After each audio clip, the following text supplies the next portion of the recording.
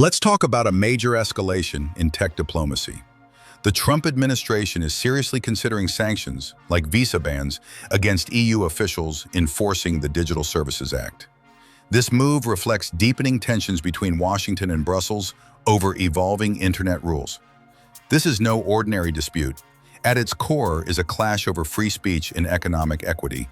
U.S. officials argue that the DSA stifles conservative voices and imposes heavy costs on American tech giants like Meta, Google, and Apple. The State Department is already strategizing internally, and Secretary of State Marco Rubio has tasked diplomats across Europe to rally allies for a rollback or amendment. President Trump has also issued a warning. Countries that implement digital taxes or other discriminatory policies against U.S. tech firms may face new tariffs or export restrictions on semiconductors and high-tech equipment. Why does this matter to American viewers?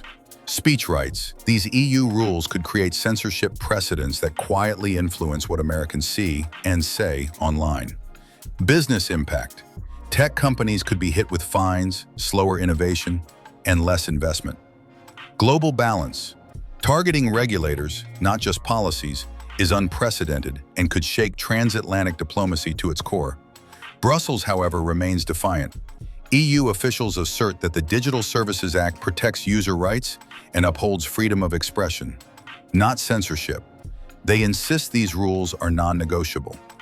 This showdown signals something bigger: a tech Cold War, a conflict fought through tariffs, content regulation, and policy coercion. Instead of sending missiles, the US and EU are trading threats and regulations. So what happens next? Will sanctions be enacted, or is this nationalistic posturing designed to pressure Brussels?